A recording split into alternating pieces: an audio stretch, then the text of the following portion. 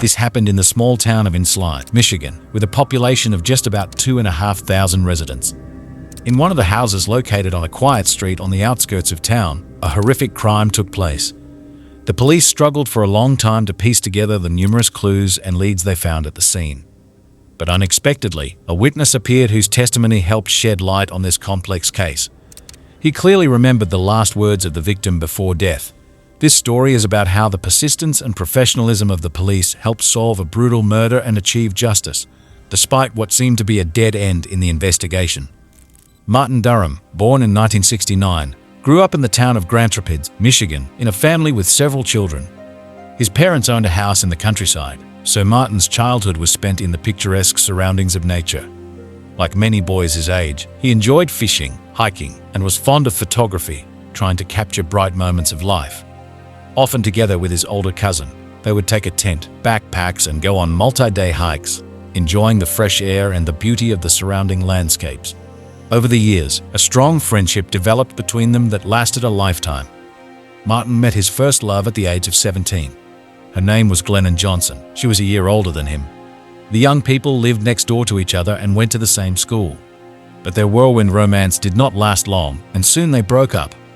However, something elusive continued to draw them to each other, perhaps the memories of the brightness of first feelings. They got back together, but then broke up again, and this happened several times.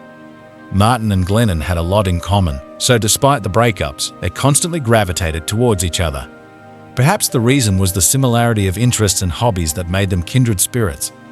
But at some point, they still decided to finally part ways and go their separate ways.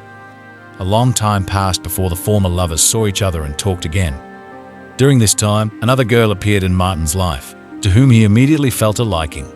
It was Christine Keller. A spark very quickly ignited between them, and soon they began living together. After just a few months, Martin realized that Christine was the one with whom he wanted to link his life. In 1989, the couple got married. The parents gave the newlyweds a separate house in a residential area of the city, where they moved. Over the next few years, they had 3 children, 2 sons and a daughter. Christine devoted herself to housekeeping and raising the kids, while Martin took on the responsibility of providing for the family.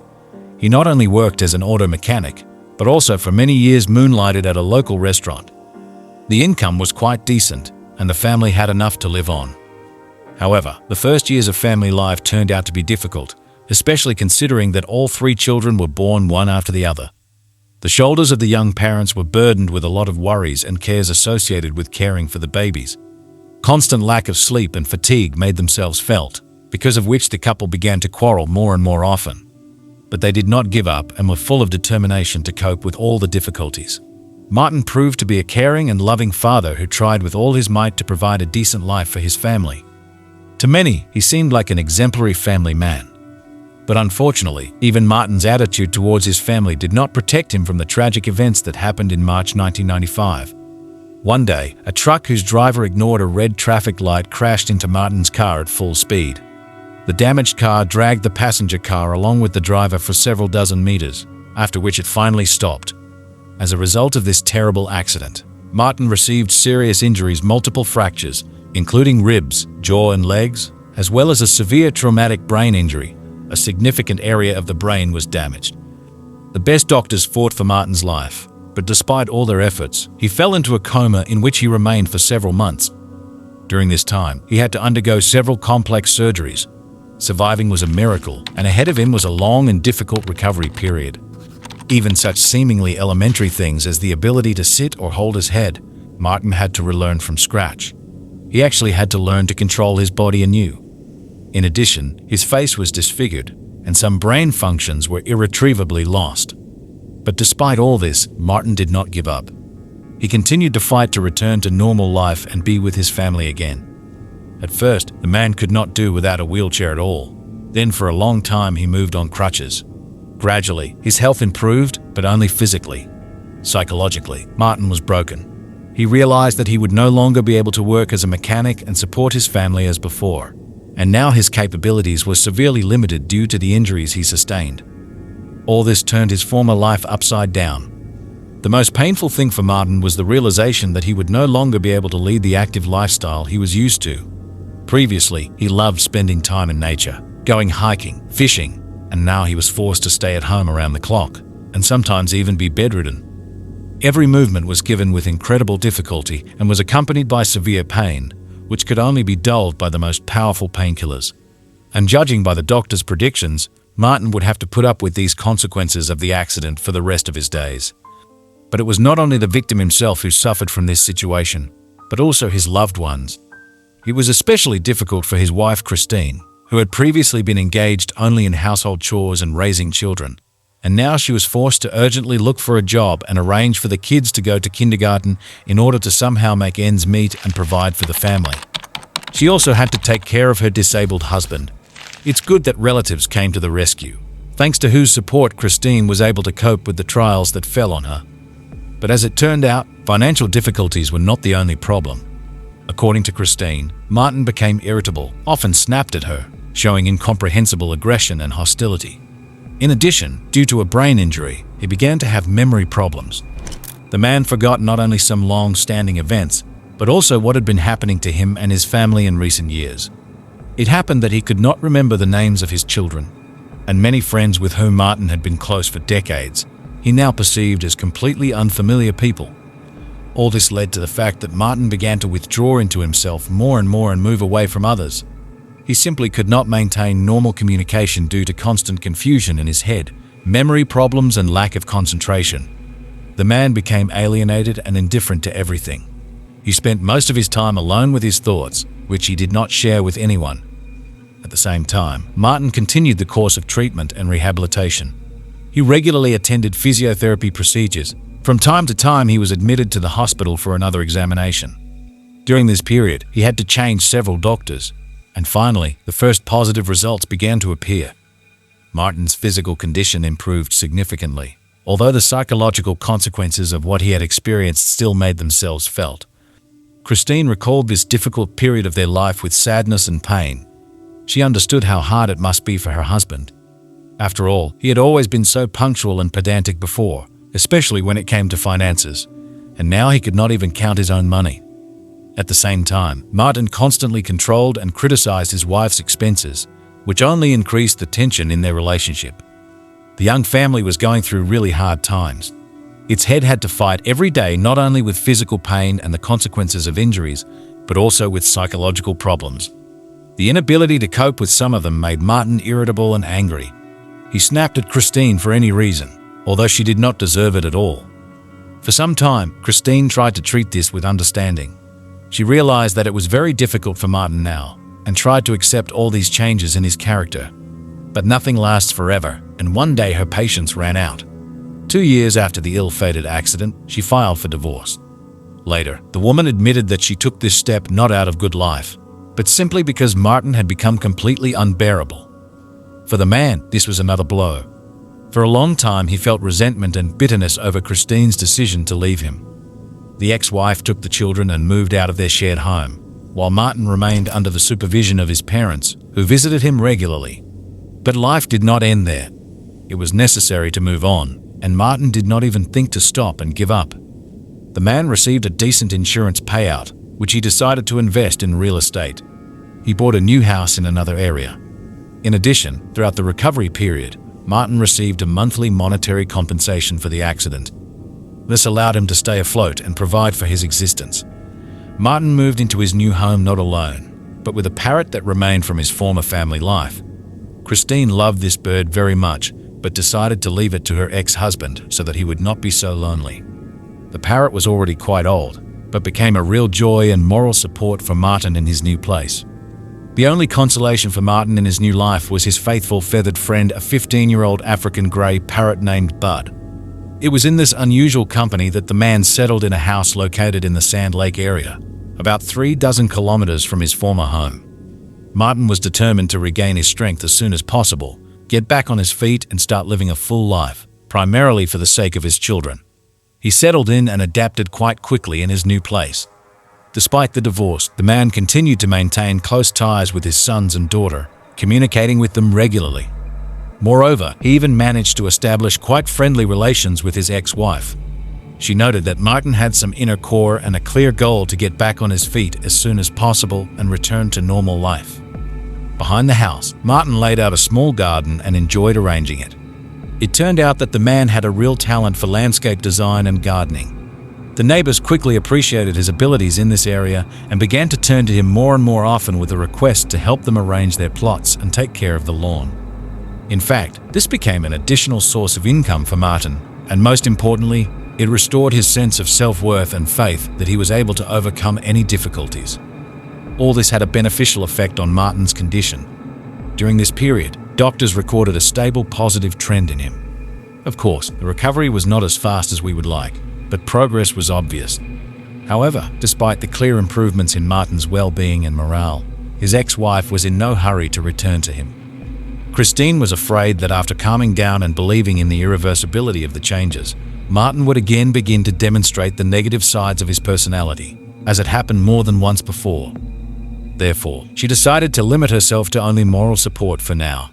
She met with her ex-husband, brought the children to visit him, but no more than that. But in 1997, Glenna Johnson, Martin's first love, suddenly reappeared on his horizon. By a twist of fate, she had also recently divorced her husband. The old acquaintances renewed their communication, which very quickly grew into something more. Old feelings flared up with renewed vigor. Glenna visited Martin more and more often, and soon moved in with him altogether. Her children from her first marriage stayed with their father, but the woman regularly took them to her place. Sometimes Martin's children also visited them. At moments when this large and noisy company gathered together, life in the house was full of dynamics. But for the most part, Martin and Glenna spent time alone. On quiet and peaceful days, the couple enjoyed their usual activities. They went fishing, hunting, and took walks together. As much as possible, Glenna tried to adapt to Martin's physical capabilities so that he could participate in all these activities. But of course, this was very difficult for him. So for the most part, they limited themselves to unhurried walks around the neighborhood or trips to the local casino. They were drawn there in memory of their cheerful and carefree youth. Over time, visits to this establishment became something like a traditional ritual for the couple. Every month they came here to try their luck and have fun. Glenna and Martin quickly became familiar faces in the local community. They often gathered numerous friends and acquaintances at their home, played poker with them, and cooked barbecue in the backyard. From the outside, they looked like a surprisingly harmonious and happy couple. Friends and acquaintances were convinced that Martin and Glenna had finally found each other after many years of wandering and were now enjoying their well-deserved happiness. So much so that they were not even too surprised when in the summer of 2005 the couple decided to officially formalize their relationship. However, some particularly close friends knew that behind the illusory facade of well-being hid a completely different reality. As you know, after the accident he survived, Martin changed a lot, and not for the better. He became harsh, demanding, and too controlling. Because of this, the couple often had conflicts. Martin tried in every possible way to limit Glenna's freedom. He did not like it when she spent time without him or did some things on her own. Among other things, he sought to completely control the finances and the distribution of money in the family, which also did not add harmony to their relationship. Glenna tried to maintain independence, at least in running the household, but even here there were no complaints from her husband. He constantly suspected her of hiding some expenses from him or spending too much money on unnecessary things. At that time, Martin continued to live on disability benefits, and his wife received payments as his guardian. But she had one ruinous hobby: she loved gambling and could lose a lot of money at the casino. In addition, the woman often visited there without her husband's knowledge, although she was a regular at this establishment. As a result, debts that only grew. Another area of constant tension in Martin and Glenna's relationship was his communication with his ex-wife Christine. Obviously, he did not tire of complaining to his new chosen one about how the former abandoned him at the mercy of fate in the difficult period immediately after the accident, while not taking into account that he himself made Christine's life truly unbearable. Martin's ex-wife endured his antics for 2 whole years, but at some point she could not stand it and left him. However, she did not completely turn away from her husband, but tried to support him as best she could. She continued to communicate with him, brought the children to visit. Interestingly, at the same time, Martin apparently considered it possible to complain to Christine about his new wife, and not in the best terms, and his discontent gradually passed on to Glenna herself. There is information that she also did not hesitate in expressions when talking about the children of her husband from his first marriage. Of course, they told their mother everything, and in the end they refused to go to their father if his new chosen one was present there. They did not want to listen to unpleasant things about their own mother again and again. It is clear that Christine supported the children in this and stopped visits to her ex-husband. This situation could not but irritate Martin, so he snapped at Christine and constantly conflicted with her. All this affected his relationship with Glenna, which also became more and more tense. That is, family relationships at this stage were specifically upset, and by their behavior, all participants in this love triangle only aggravated the situation. By the way, there is one interesting detail that very eloquently testifies to the sincerity of Glenna's feelings for Martin, at least in the past. It turns out that on the back of her palm she had his name tattooed, which she made 18 years ago during their first romance. And during all this time, she never removed the tattoo, apparently hoping to someday resume the relationship. It turns out that for all 15 years while Martin was married to another, Glenna continued to love him and wait. But despite such dedication from Glenna, little in the couple's current relationship resembled romance. Particularly often, conflicts arose between them over money, all because of Martin's suspicions that his wife was spending much more than she earned, because of which she constantly accumulated debts. To somehow plug holes in the budget, she periodically borrowed money from her husband, naturally, without his knowledge. Gradually, Glenna took complete control of the family finances, which only worsened the situation. The woman even began to appropriate checks from the insurance company that came in Martin's name every month. And also, according to available information, she secretly sold the painkillers that he took on doctor's orders. We are talking about potent drugs, the release of which is strictly regulated. It seems that Martin himself did not use them regularly, so considerable stocks accumulated in the house. Glenna took advantage of this by selling the drugs on the side. However, it is still not clear to what extent Martin was aware of this and whether he approved of such activities. There are different points of view on this matter. Some argue that the man himself was engaged in this dubious business since he began to recover from the accident, supposedly in order to compensate for the lack of income due to the absence of a permanent job. Others tend to believe that it was Glenna who, without her husband's knowledge, appropriated the remnants of the drugs and sold them, taking advantage of his forgetfulness due to injury. Be that as it may, but despite all these undercurrents, the unhealthy relationship in the couple lasted for over 11 years. By 2015, Martin and Glenna were still pretending to be a friendly couple, although they especially did not hide that the marriage was cracking at the seams. Quarrels broke out more and more often, and sometimes they were really serious. One of the couple's friends said that he even once witnessed an altercation during which Glenna threatened Martin with murder. Although it must be admitted that still most of the time they diligently played the roles of happy newlyweds, walking hand in hand, as at the very beginning of the relationship many years ago. However, in May 2015, the issue of divorce seems to have come to a head. One day at the beginning of the month, Christine suddenly learned that Martin was selling the house. She accidentally came across a corresponding announcement on an auction site and was terribly surprised by this. She immediately called her ex-husband to find out what was happening. In the conversation, she wondered why on earth he had decided to get rid of his beloved home, in the arrangement of which he had invested so much effort and soul. Martin was stunned by this news because he was not planning anything of the sort. He asked Glenna and heard that, most likely, some mistake had occurred and that she would certainly figure it out. But as far as we know, the wife never returned to this topic again, and the announcement meanwhile did not disappear. By the way, shortly before this, the couple had already had their car confiscated due to overdue loan payments. Then Glenna also convinced her husband that it was a misunderstanding and that she would quickly resolve the problem. But as we see, nothing changed as a result. The auction for the sale of the house was to take place literally in 3 weeks. Most likely, the reason for such an unexpected decision was Glenna's numerous debts, which she managed to accumulate over the years of marriage with Martin. Money was urgently needed, so the woman obviously planned to gain it from the sale of the house and thereby pay off the creditors. But she preferred not to tell her husband about it. She probably understood that he was unlikely to approve of such an initiative. Therefore, she acted secretly. And so on the morning of May 13, 2015, an incident occurred that later turned out to be fatal. One of Martin's neighbors came to his house around 8 a.m., intending to discuss some household issues.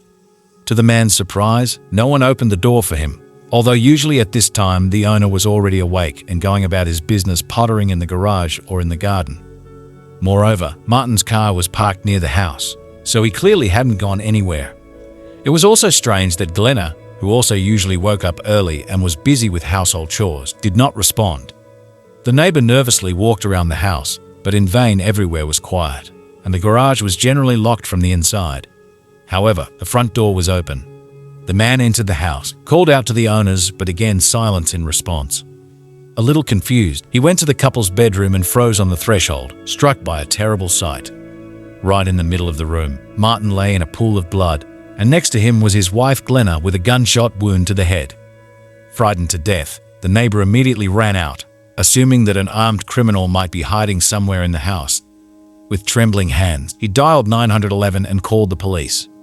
When the ambulance staff arrived at the scene, they only threw up their hands. It was already impossible to help 46-year-old Martin. He was lying in bed in his underwear and, judging by the temperature of the body, had been dead for several hours. But his 47-year-old wife, although unconscious from blood loss, was still breathing. The woman was mumbling something incoherently, but the paramedics could not make out what exactly. Unlike Martin, she was fully clothed. Glenna was urgently taken to the hospital, where she was provided with the necessary medical assistance. In parallel, detectives arrived at the scene and began their investigation. As it turned out during the examination, both victims received numerous gunshot wounds. A total of 6 shots were fired, of which 5 were fatal for Martin, who died instantly. But his wife, one might say, was lucky she got off with only 1 shot through the skull, although the trajectory of the bullet's flight touched the brain, but not critically. Therefore, after the operation, the woman quite quickly began to recover, and after a few days she was ready to give testimony to the police, who were just eager to start interrogating her. In the meantime, the detectives limited themselves to a thorough examination of the crime scene, and a lot of what they saw frankly surprised and even alarmed them. In particular, they noticed that the picture clearly did not resemble the consequences of an ordinary robbery. After all, absolutely nothing of value disappeared from the house, including the couple's wallets and other personal belongings. Even the money lying in plain sight was for some reason not touched by the criminal. Even more alertness was caused by the fact that the attacker got into the house without any signs of breaking in. The front door was open, and the bars on the windows were intact. So, did Martin or his wife let the killer in themselves? If so, did they know him? Very strange. However, soon the investigators had another version. The reason for the attack could well have been a conflict over the Durhams' dealings with the sale of prescription drugs. The police found out almost immediately that Martin and Glenna were doing something like this. It only remained to find out all the details of this scheme, who, to whom, what and in what volumes was selling. The detectives suggested that during one of these operations something went wrong, and a fight broke out between the couple and their clients, which ended in a shootout. To confirm or refute this hypothesis, criminologists sent all the material evidence found at the scene for examination, including weapons and cartridge cases, and the results were stunning. Firstly, the pistol from which both victims were shot belonged to Martin himself. He had kept it for many years, which completely ruled out the version with an outside attacker. Secondly, the location of blood traces and other biological fluids indicated that the main events unfolded not at all in the bedroom, where the bodies were found, but in the living room. There were a lot of splashes and streaks on the floor. In addition, judging by the shell casing found, at least 1 shot was fired in this very room. It turned out that first the shooting took place in the living room, but for some reason then it was decided to continue it in the bedroom, after moving one or both victims there. Why was it necessary to do this? The investigators had a growing feeling that someone had tried very hard to stage the crime scene, and deliberately clumsily, as if trying to confuse the traces, but doing it ineptly. Based on the results of examinations and additional examinations of the house, law enforcement officers came to an unexpected conclusion altogether. Namely, all the shots at Martin were fired exclusively in the bedroom, and his blood in the living room is for some reason absent, as there are no traces of dragging the body. Instead, there was a lot of blood that belonged to Glenna. It was she who was hit by the bullet, the shell of which was found in the same room. Strange, isn't it? The woman was shot in one room and found in a completely different one. How is this possible? Is it really possible that after being wounded in the head, she had the strength to independently climb to the second floor and get to the bedroom? Forensic experts believe that this is so because the woman's injury turned out to be not as serious as it seemed at first glance, especially since Glenna, when she was found, was conscious. And yet this discrepancy made the detectives wonder, could Martin's wife herself actually be involved in his death? Perhaps she first shot her husband and then tried to settle scores with life, staging everything as if a robber had attacked the couple. The alleged suicide attempt in this case was only a disguise. Of course, such bold assumptions required weighty evidence. It was not yet possible to interrogate Glenna. The woman was still in the hospital. But it was possible, for example, to study her phone. This is what they did, and the results exceeded all expectations. It turned out that shortly before the tragedy, Glenna was actively searching the internet for information about the Ruger pistol, from which her husband was shot and she herself was wounded. She seemed to be interested in how to use it. Another important detail is that the woman Googled ways to identify counterfeit banknotes, and just a few hours before shots rang out in the house, she called her bank several times and was interested in the state of the account. Such actions may indicate some serious financial problems that pushed Glenna to extremes. This guess was brilliantly confirmed when 2 suicide notes written by Glenna were found at the crime scene. In one note, she apologized to her children, and in the other she said goodbye to all her relatives and friends. It followed from these lines that the woman really intended to end her life. Unfortunately, one important piece of evidence that could link Glenna to Martin's death was missing. Experts did not find her fingerprints on the murder weapon. However, there were none at all. The gun was carefully wiped by someone. Perhaps Glenna herself after the shot? Strange, but not excluded. Having compared all the available evidence and facts, the detectives restored the probable course of events that morning. In their opinion, Glenna, driven into a corner by debts and financial problems, decided to settle scores with life. But before that, for some reason, she shot Martin, probably in the bedroom, after which she went down to the living room and shot herself in the head there. However, she did not manage to die immediately, like her husband, so she reached their shared bed, where she was later found. Of course, the police were eager to talk to Glenna and ask her all these uncomfortable questions. Therefore, they were just waiting for the moment when the doctors would allow it. In the meantime, the investigators continued to collect evidence and strengthen the evidence base against the likely suspect. But the victim's relatives almost had no doubt that Martin was killed by his own wife. Martin's ex-wife, Christine Keller, was especially convinced of this. As they say, a woman sees right through a woman. Although this news came as a shock to her, she could not even imagine that Glenna was capable of such a terrible deed. However, she never liked Christine because of her extremely difficult and conflicted nature. The only thing that worried the widow now, apart from the death of her ex-husband, was the fate of their shared Parrot. After everything that happened, the woman took the bird to her home, where he would now live with her children. And about a week later, detectives finally visited Glenna in the ward. The doctors gave the go-ahead for interrogation. By that time, she was already feeling well, had undergone all the necessary operations and was conscious.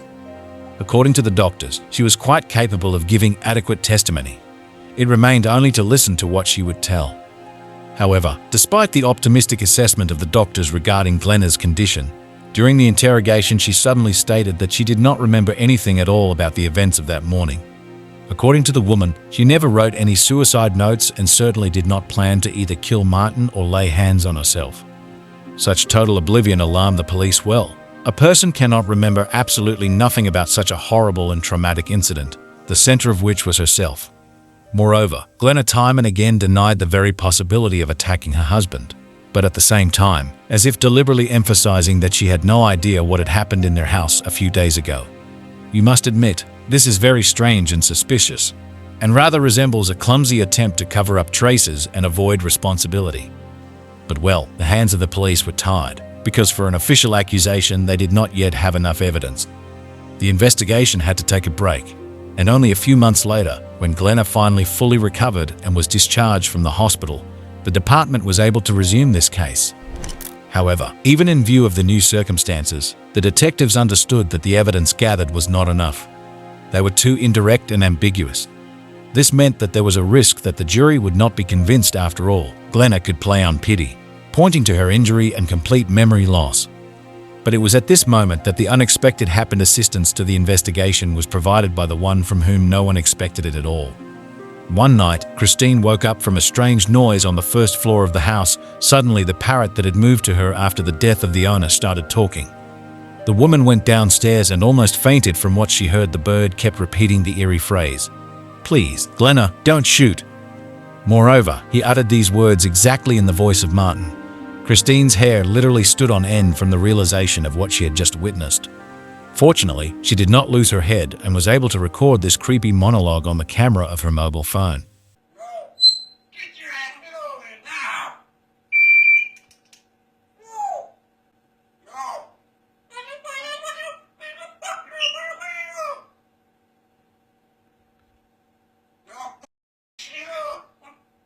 And as soon as the video was ready, the woman, without wasting a minute, called the police and told about the incident. A few hours later, the detectives were already viewing the unique evidence. Of course, the parrot could not testify in court, and the police understood that the jury might consider such a detail too strange or even comical. But personally, they had no more doubts left. Glenna shot Martin and tried to hide it. New details of this high-profile case instantly leaked to the press and caused a huge stir among journalists and the public. Meanwhile, the investigation was going its own way, and finally, in June 2016, the long-awaited breakthrough occurred on the basis of the collected evidence base. Glenna was officially charged with first-degree murder, after which the woman was arrested and placed in custody. According to the data obtained during numerous forensic and ballistic examinations, the police bit by bit restored the picture of what actually happened in the Durham house that fateful morning. Investigators were convinced that, provided they were presented competently in court, this information would not leave the jury any chance to acquit the defendant. The detectives finally had the opportunity to help the unfortunate Martin find justice even after death. The prosecutor argued that Glenna's act was the result of a deep financial crisis in which she found herself due to her passion for gambling. Debts grew like a snowball, and the woman hid it from her husband, paying for everything with new loans and forging documents. When the scheme began to burst at the seams, Glenna decided to end her life. As proof of this intention, 2 suicide notes were provided, one addressed to Martin, the other to the children. By the way, it is in them that the key lies to understanding why it was the criminal's husband who became her first and only victim. Obviously, something went wrong and Glenna's plans were prevented from being realized. According to the version of the investigation, the decisive role here was played by the plans for the sale of the house, which Martin learned about literally on the eve of the tragedy. Presumably, a quarrel broke out between the spouses, and in order to get rid of the main source of stress, Glenna shot her husband in a fit of rage, and only then she tried to end her life. The prosecutor insisted that there could be no other explanation, but the defense, of course, denied everything. Both Glenna herself and her lawyer unanimously claimed that the woman, due to a head injury, does not remember the events of that morning at all. They also talked about how much the defendant loved Martin, which means she was simply unable to harm him. To explain Glenna's strange behavior during previous interrogations, complete refusal to cooperate with the investigation and memory lapses, the lawyers provided a list of potent drugs that the woman was taking to restore cognitive functions. The defenders did not forget to mention the strange coincidence with the search queries about weapons in the defendant's phone on the eve of the tragedy. They say Glenna used the same device exclusively for online games. The trial lasted 10 days. The prosecution was confident in its evidence base, but at some point it became obvious that the jurors were hesitating because the lion's share of the facts provided by the investigation was indirect in nature. That's when the prosecution decided on an unprecedented step to show the video with Martin's parrot. A loud sigh swept through the courtroom when a bird appeared on the big screen, repeating over and over in the voice of the deceased, "Please, Glenna, don't shoot." The impression was reinforced by the speeches of ornithologists and animal psychologists, who unanimously confirmed, yes, parrots are capable of accurate imitation, especially if they are strongly attached to the owner and spend a lot of time with him. And these birds are usually very sensitive to stress and are able to remember for many years something that made a great emotional impression on them. This unexpected demonstration seems to have played a key role in the fate of the defendant. Already after 8 hours of discussion, the jury returned a unanimous verdict. Glenna Durham was found guilty of first-degree murder. She was sentenced to life imprisonment without the right to parole. The 49-year-old woman was shocked by such a severe punishment and continued to deny her guilt. Until the end, she could not believe that the jury had bought into what she called the nonsense of some parrot. Even after being behind bars, Glenna never admitted her guilt. She is still there today. But the exposing bird, after the end of the process, lived for a long time in the house of Christine, the ex-wife of the murdered man, and her children. It is believed that it was the involuntary testimony of the parrot that helped preserve the memory of Martin and ultimately restore justice. And although this bird, of course, did not reveal any new details of the crime, His words became a strong emotional argument that made everyone look at this case from a different angle.